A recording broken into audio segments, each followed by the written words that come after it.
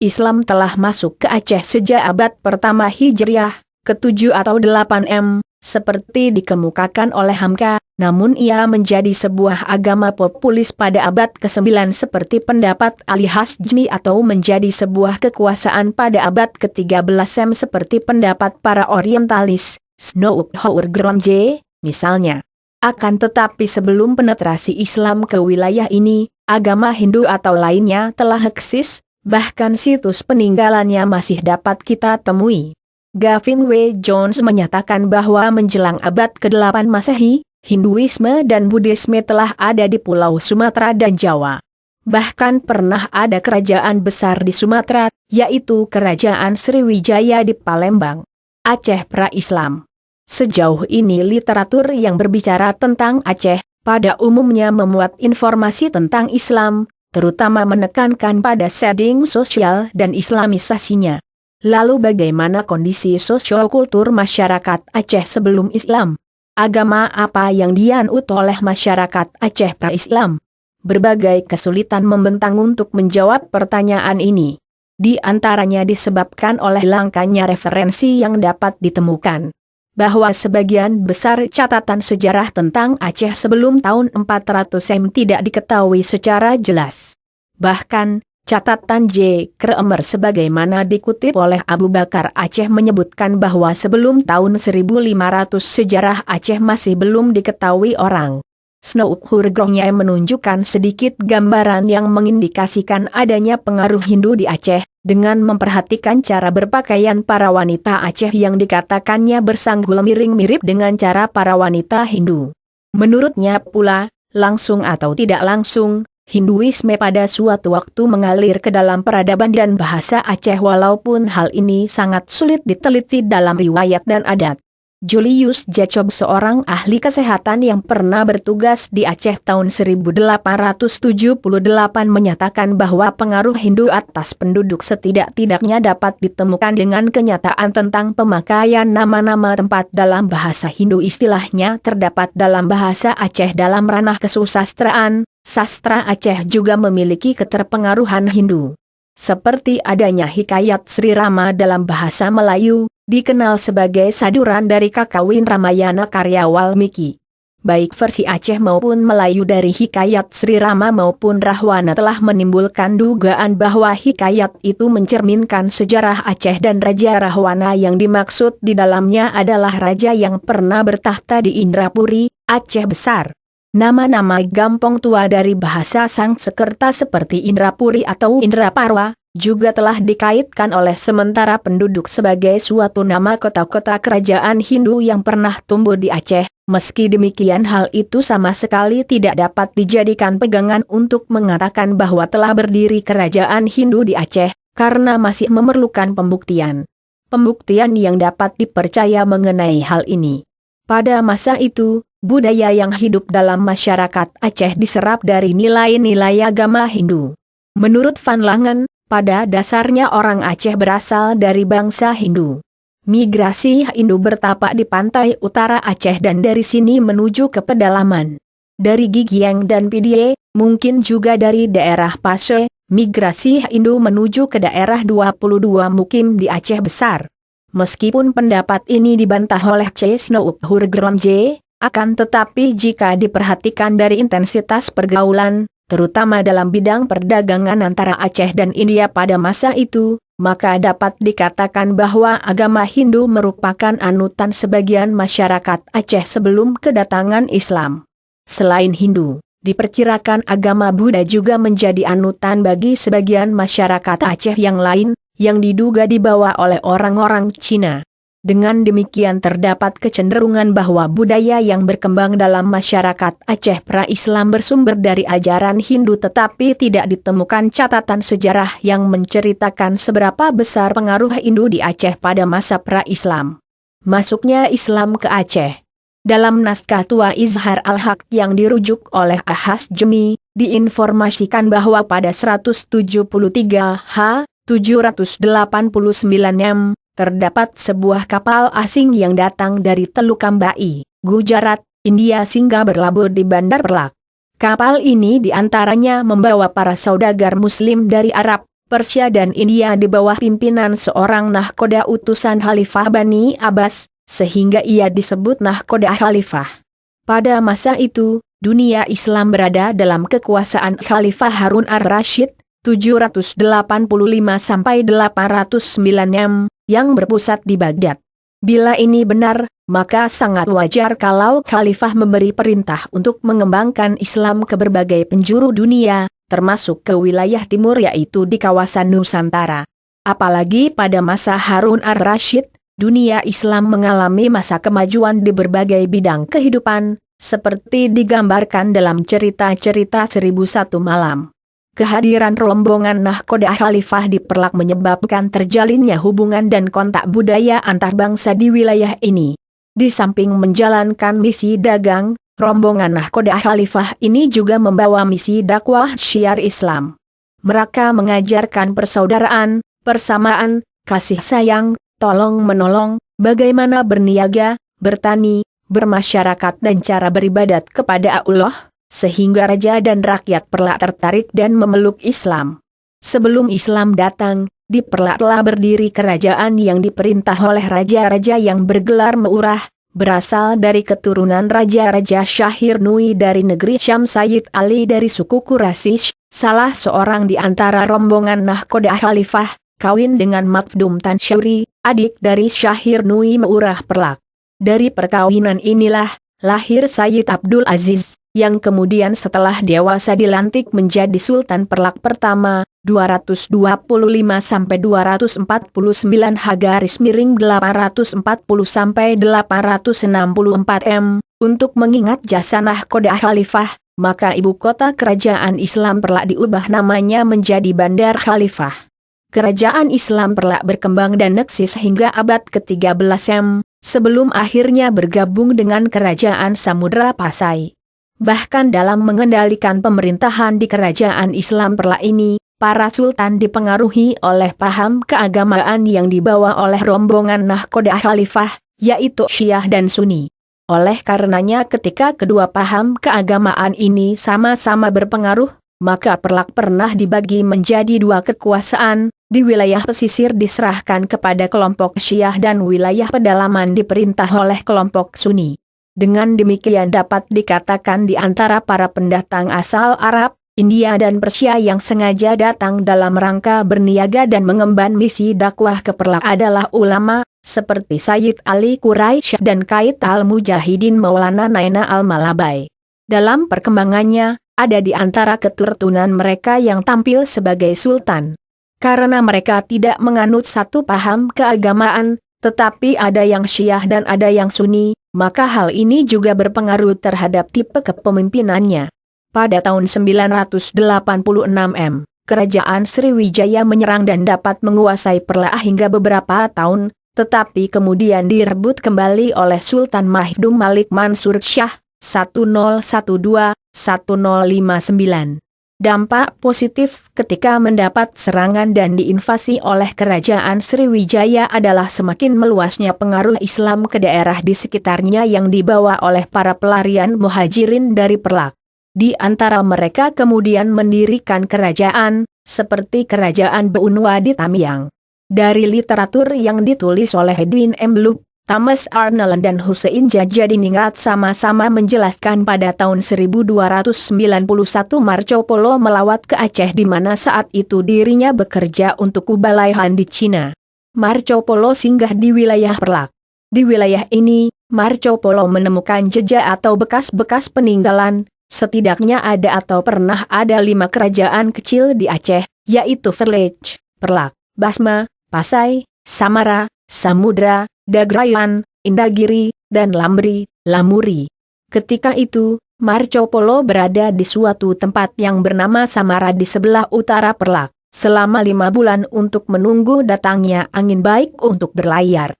Di dekat Samara terdapat tempat yang bernama Basma, Pasai, yang dipisahkan oleh sebuah aliran sungai, kemudian tempat ini dikenal dengan Samudra Pasai. Marco Polo menyaksikan bahwa penduduk Samudra Pasai saat itu telah menganut Islam dan diperintah oleh seorang yang alim. Kenyataan yang disaksikan oleh Marco Polo, dikuatkan oleh bukti bahwa di daerah Samudra Pasai pernah berdiri sebuah kerajaan Islam, yaitu Samudra Pasai.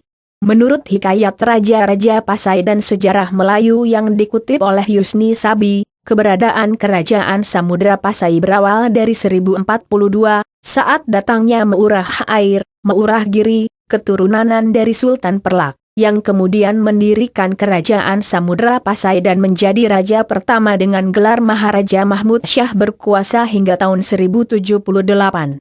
Kerajaan ini kemudian mengalami perkembangan yang lebih signifikan pada masa Sultan Malik Saleh atau Malikus Saleh, 1261-1289, yang mulanya bernama Meurah Silu, tetapi setelah datangnya ulama Syekh Ismail dari Mekah sekitar tahun 1270-1275, Meurah Silu berganti gelar menjadi Sultan Malik Saleh, the Pious King.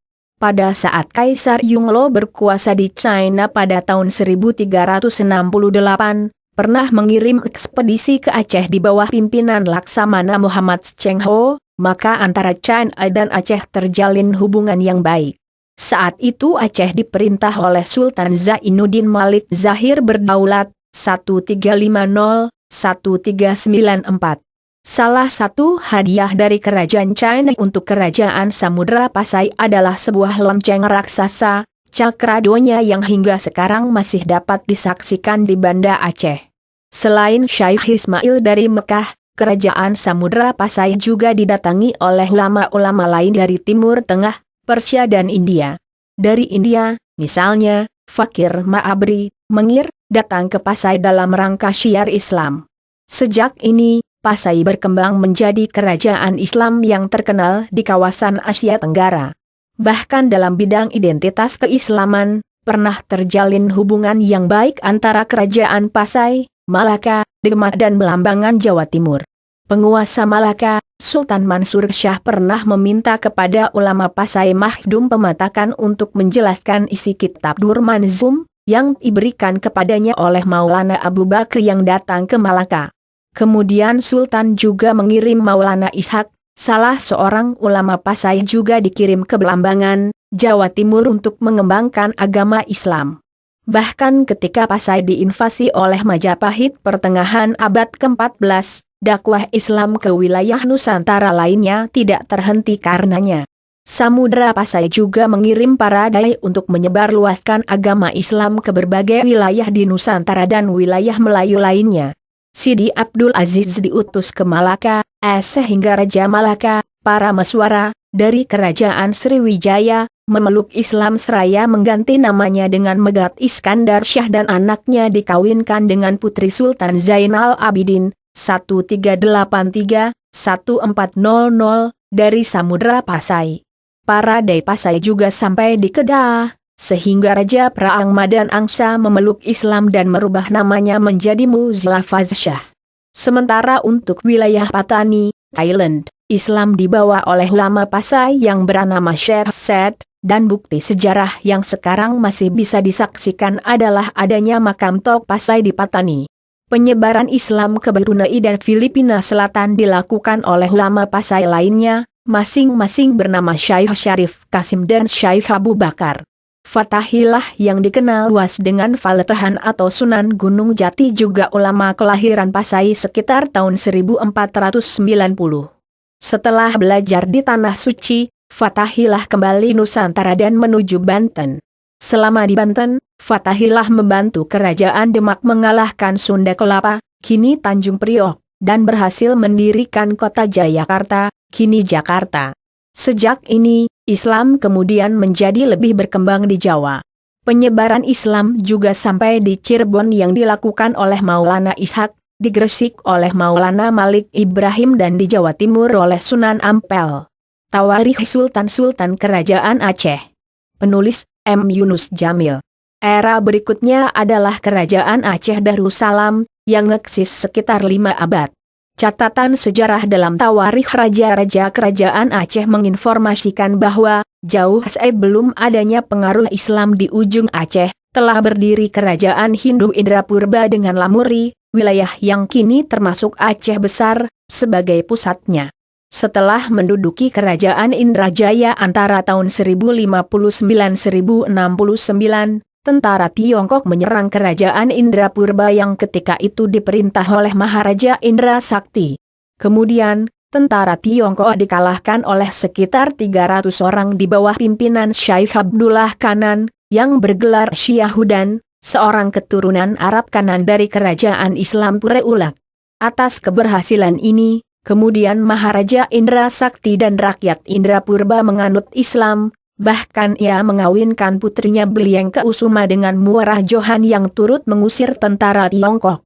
Setelah Maharaja Indra Sakti meninggal, diangkatlah Muarah Johan sebagai Raja Indrapurba dengan gelar Sultan Alaidin Johan Syah dan nama kerajaan diubah menjadi Darussalam yang berpusat di Bandar Darussalam, pada hari Jumat, bulan Ramadan 601 H, 1205 M. Teori Islamisasi Aceh. Catatan sejarah yang menyebutkan secara pasti tahun masuknya Islam ke Aceh memang tidak ditemukan, tetapi petunjuk yang ada dapat ditelusuri dalam hikayat Raja-Raja Pasai yang ditulis setelah tahun 1350 menyatakan bahwa ada nahoda Arab bernama Syekh Ismail telah berlayar dari Mekah menuju Sumatera sengaja dilakukan dengan maksud untuk menyiarkan Islam. Menurut catatan Muhammad Said, misi ini berhasil mengislamkan Muarah Silu, yang kemudian berubah gelar menjadi Sultan Malik A.S. Salih, Raja Pasai pertama. Sebelum tiba di Pasai, rombongan terlebih dahulu singgah di Barus, Lamuri dan Perla untuk mengislamkan penduduk di sana. Di samping itu, salah satu historiografi Aceh menyatakan bahwa nenek moyang para Sultan Aceh bernama Syekh Jamal al-Alam, seorang Arab yang diutus oleh Khalifah Utsman, Khalifah ketiga Khulafaur Rasyidin, untuk mengislamkan masyarakat Aceh. Riwayat lain menyebutkan bahwa Islam dibawa ke Aceh sekitar tahun 1111 oleh seorang Arab bernama Abdullah Arif. Akan tetapi jauh sebelum itu, para pedagang Arab telah menjalin hubungan perdagangan yang luas dengan bangsa-bangsa di Asia Timur dan Selatan. Sejak abad ke-10 hingga ke-15 para pedagang Arab menguasai perdagangan di kawasan Asia Tenggara dan Asia Timur. Padahal sebelum itu, yaitu pada masa pra-Islam atau sebelum kedatangan bangsa Arab ke Asia, perdagangan di kawasan Asia Tengah, Selatan dan Tenggara didominasi oleh Cina. Sebelum bangsa Portugis menemukan jalur ke Tanjung Harapan dan terusan Suez pun belum dibuka, Cina mengekspor komoditi dagang dari kawasan Asia ke Timur Tengah, terutama Mesir sebagai pasar andalan Eropa. Implikasinya adalah bergesernya monopoli Imperium Islam di Timur Tengah terhadap pasar Eropa. Hal ini diperparah lagi oleh serbuan dan pendudukan Mesir oleh pasukan Kristen Eropa. Situasi demikian mendorong pedagang Muslim Timur Tengah melakukan ekspansi ke kawasan Asia. Mereka kemudian menaklukkan India dan menyerang Cina. Setelah Islam masuk India pada akhir abad ke-7 H, sebuah kekuasaan, Kerajaan Mughal didirikan di sana. Hubungan dan jalur perdagangan yang telah dibangun India dengan kerajaan-kerajaan Nusantara tetap dilanjutkan oleh rezim penakluk demi keberlangsungan ekonomi kerajaan. Hal ini berarti bahwa semenjak India ditaklukkan, Nusantara telah bersentuhan langsung dan berinteraksi dengan Islam. Saat itu, salah satu kerajaan yang terpenting dalam perkembangan Islam di Nusantara adalah Kerajaan Lamuri di Aceh. Orang Arab menyebutnya Ramni, sedangkan orang Cina menyebutnya Lanli, Lanuli, Nanuli dan Nanpoli. Orang Aceh menyebutnya Lamuri, sementara Marco Polo menyebutnya Lambri. Kerajaan ini terletak di kawasan Sibreh, Aceh Besar, sekarang. Dari sinilah upaya Islamisasi Lamuri dilakukan oleh bangsa Arab yang berasal dari Timur Tengah. Sebelum Lamuri, Kerajaan Perla yang kini merupakan bagian dari wilayah Aceh Timur, sejak tahun 1075 telah lebih dulu menerima Islam. Bahkan, Bandar Perla telah menjadi sebuah pelabuhan yang ramai disinggahi kapal-kapal dagang dari Arab pada abad ke-8 Sebagian pedagang ini kawin dengan penduduk setempat, sehingga agama Islam yang mereka anut ikut pula tersebar kepada keluarga, kerabat dan masyarakat setempat. Lambat laun, penduduk muslim kian bertambah sehingga pada 1 Muharram 225 H. 840 M, Kerajaan Perlak pun berganti nama menjadi Bandar Khalifah, sebagai salah satu upaya masyarakat setempat untuk menghormati dan mengenang jasa rombongan Nahdlatul Khalifah yang telah menyebarkan Islam di sana. Kerajaan-kerajaan Islam di Aceh. Kerajaan Perlak. Kerajaan Perlak merupakan kerajaan pertama di Nusantara atau bahkan Asia Tenggara. Kerajaan ini diproklamirkan berdiri pada hari Selasa, tanggal 1 Muharram tahun 225 H. 840 M. Untuk mengenang jasa penyebar Islam pertama di Perlak yaitu seorang Nahdlatul Khalifah, maka Bandar Perlak diganti namanya menjadi Bandar Khalifah. Raja pertama yang memerintah kerajaan ini ialah Syed Maulana Alaiddin Abdul Aziz Shah dan memerintah selama 24 tahun, dari tahun 225 sampai 249 H. 840-864 M. Ibu kota kerajaan ini adalah Bandar Khalifah, Bandar Perlak. Masa pemerintahan Islam Perlak berlangsung selama 467 tahun dari tahun 225 H sampai dengan tahun 692 H dengan 13 orang sultan. Kerajaan Islam Perlak lahir bertepatan dengan masa pemerintahan Al-Muqtasim Billah, Khalifah Abbasiyah terakhir yang memerintah tahun 218 sampai 227 H. 833 sampai 842 M. Sampai awal abad ke-10 tercatat 4 orang raja yang memerintah kerajaan Islam Perlak, yaitu Sultan Alaiddin Sayyid Maulana Abdul Aziz Shah, 225 sampai 249 H. 840 sampai 864 M. Sultan Alaiddin Sayyid Maulana Abdurrahim Shah, 249 sampai 285 H. 864 sampai 888 H. Sultan Alaiddin Sayyid Maulana Abbas Shah, 285 sampai 300 H. 888 sampai 913 H. Sultan Alaiddin Sayyid Maulana Ali Mughayyad Shah, 302 sampai 305 H. 915 sampai 918 M. Penobatan Sultan yang keempat tertunda selama 3 tahun karena terjadi pertentangan politik antara aliran Syiah dan Ahlu Sunnah wal Jamaah, Sunni.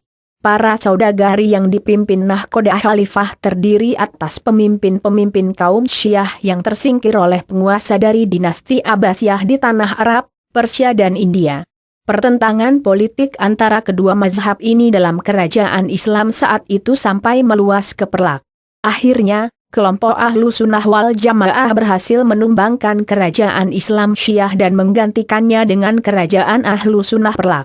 Dinasti Mahdum merupakan pelanjut dari sultan-sultan dinasti Sayyid Maulana yang berjumlah 12 orang, yaitu Sultan Mahdum Alaiddin Malik Abdul Qadir Shah Johan Berdaulat, 306-310 H. 918-922 M. Sultan Mahdum Alaiddin Malik Muhammad Amin Shah Johan Berdaulat, 310-334 H/922-946 M. Sultan Mahdum Alaiddin Abdul Malik Shah Johan Berdaulat, 334 sampai 361 H. 946 sampai 973 M. Sultan Mahdum Alaiddin Malik Mansur Shah Johan Berdaulat, 402 sampai 450 H. 1012-1059 M.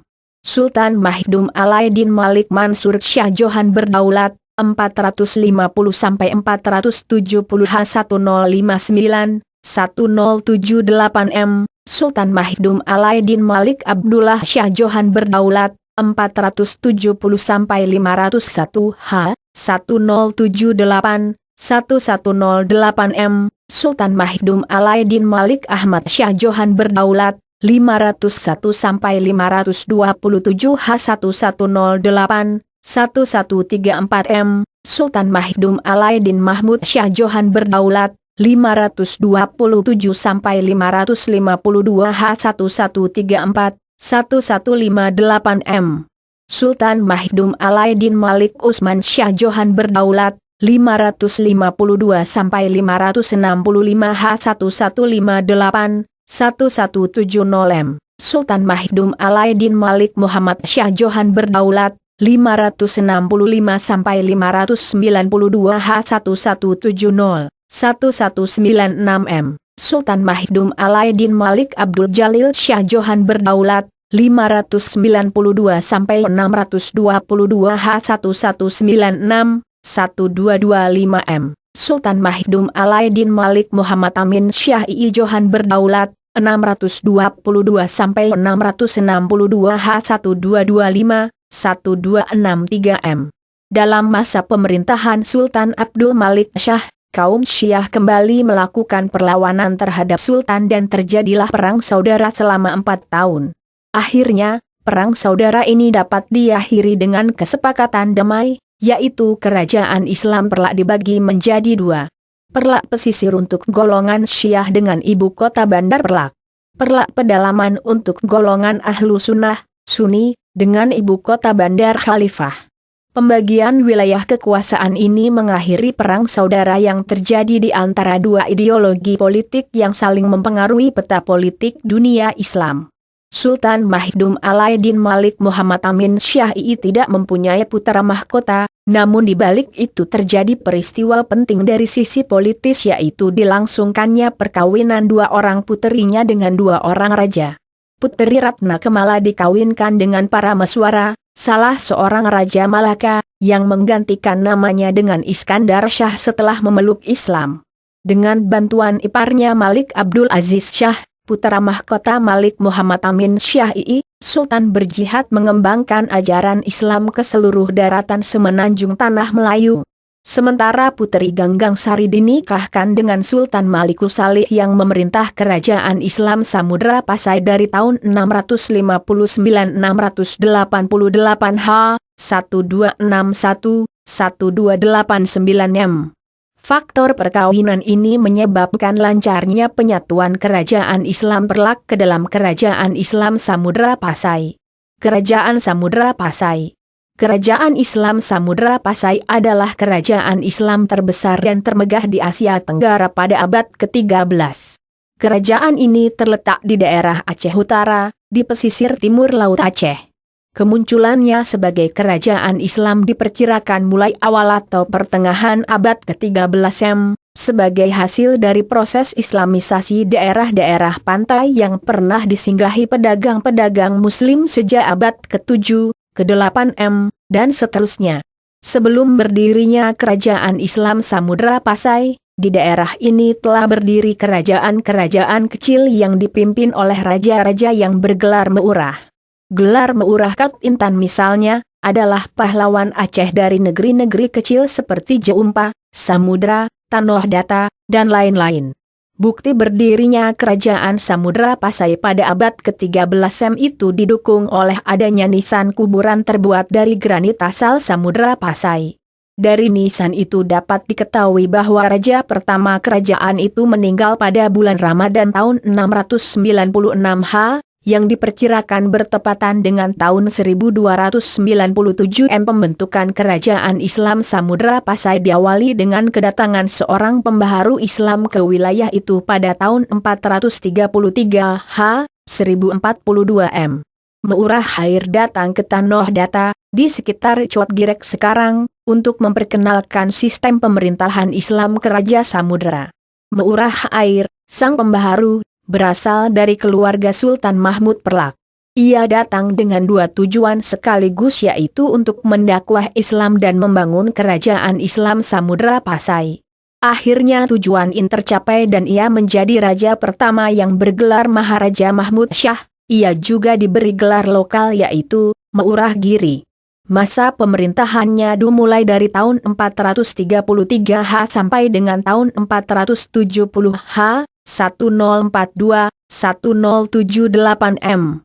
Berikut adalah daftar raja-raja kerajaan Samudra Pasai. Maharaja Mahmud Syah, Meurah Giri, 433 sampai 470 H, 1042-1078 M. Maharaja Mansur Syah, 470 sampai 527 H, 1078-1113 M. Maharaja Ghiasuddin Shah 527-550 H1113-1155 M. Maharaja Urdin Sultan Al-Kamil 550-607 H1155-1210 M. Sultan Malikul Salih 659-688 H.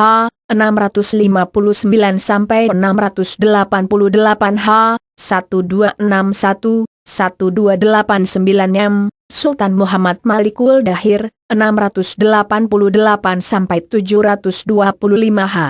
1289-1326 M. Sultan Ahmad Malikul Dahir 725-750 H. 1326-1350 M. Sultan Zainuddin Malikul Az-Zahir 750-796 H. 1350-1394 M. Sultan Zainal Abidin 1383-1400 H. Malikah Nihrasiah Rawangsa Hadiu 801-831 H. 1400-1427 M. Sementara menurut pengakuan sarjana-sarjana Barat, Malik A.S. Saleh merupakan pendiri kerajaan tersebut. Hal itu diketahui melalui tradisi hikayat Raja-Raja Pasai, hikayat Melayu dan juga hasil penelitian atas beberapa sumber yang dilakukan sarjana-sarjana Barat, khususnya para sarjana Belanda, seperti Snouk Hurgronje, J.P. Moltke, J.L. Muns, J. Hushoffel, G.P. Roufaker, H.K.J. Cowan, dan lain-lain. Dari segi politik, munculnya kerajaan Samudra Pasai abad ke-13 itu sejalan dengan suramnya peranan maritim kerajaan Sriwijaya, yang sebelumnya memegang peranan penting di kawasan Sumatera dan sekelilingnya. Dalam hikayat Raja-Raja Pasai disebutkan, gelar Malik Al-Saleh sebelum menjadi raja adalah bernama Maurah Silu atau Merah Silu. Ia masuk Islam berkat pertemuannya dengan Syekh Ismail, seorang utusan Syarif Mekah, yang kemudian memberinya gelar Sultan Malik Al-Saleh.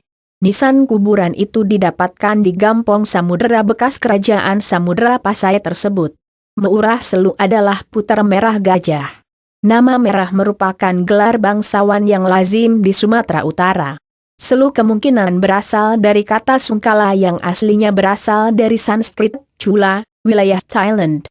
Dari hikayat itu terdapat petunjuk bahwa tempat pertama sebagai pusat kerajaan Samudra Pasai adalah muara Sungai Peusangan, sebuah sungai yang cukup panjang dan lebar di sepanjang jalur pantai yang memudahkan perahu-perahu dan kapal-kapal mengayuhkan dayungnya ke pedalaman dan sebaliknya. Ada dua kota yang terletak berseberangan di muara Sungai Peusangan yaitu Pasai dan Samudra. Kota Samudra terletak agak lebih ke pedalaman, sedangkan kota Pasai terletak lebih ke muara. Di tempat yang terakhir inilah terletak beberapa makam raja-raja. Pendapat bahwa Islam sudah berkembang di sana sejak awal abad ke-13 M, didukung oleh berita Cina dan pendapat Ibn Batutah, seorang pengembara terkenal asal Maroko, yang pada pertengahan abad ke-14 M, tahun 746 H-1345 M, mengunjungi Samudra Pasai dalam perjalanannya dari Delhi ke Cina. Ketika itu Samudra Pasai diperintah oleh Sultan Malik Al-Zahir, putra Sultan Malik Al-Saleh. Menurut sumber-sumber Cina, pada awal tahun 1282 M kerajaan kecil Samudra, mengirimkan duta-dutanya ke kerajaan Cina dengan nama-nama Muslim yakni Hussein dan Sulaiman. Ibnu Batutah juga menyatakan bahwa Islam sudah hampir seabad lamanya disiarkan di Samudra Pasai. Ia meriwayatkan kesalehan, kerendahan hati dan semangat keagamaan rajanya yang seperti rakyatnya mengikuti mazhab Imam Syafi'i. Berdasarkan beritanya pula, kerajaan Samudra Pasai ketika itu merupakan pusat studi agama Islam dan tempat berkumpulnya para ulama dari berbagai negeri Islam untuk berdiskusi berbagai masalah keagamaan dan keduniaan.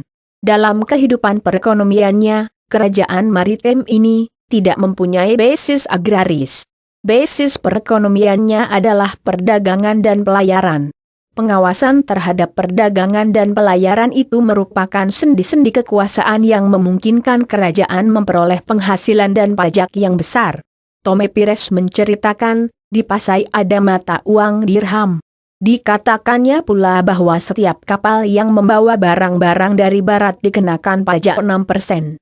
Mata uang dirham dari Samudra Pasai tersebut pernah diteliti oleh HKJ Chowan untuk menunjukkan bukti-bukti sejarah Raja-Raja Pasai.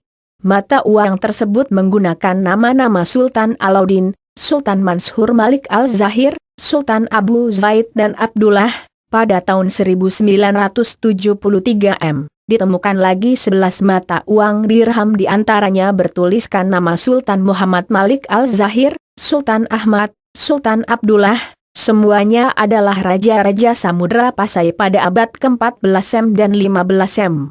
Atas dasar mata uang emas yang ditemukan itu, dapat diketahui nama-nama raja dan urutan pemerintahannya sebagai berikut. Sultan Malik Al-Saleh yang memerintah sampai pada tahun 1207 Muhammad Malik Al-Zahir, 1297, 1326 Mahmud Malik Al-Zahir, 1326, 1345 Mansur Malik Al-Zahir, 1345, 1346 Ahmad Malik Al-Zahir, 1346, 1383 Zainal Abidin Malik Al-Zahir, 1383, 1405 Nahrasiyah, 1402 tanda tanya, Abu Zaid Malik Al-Zahir, 7-1455 Mahmud Malik Al-Zahir, 1455, 1477 Zain Al-Abidin,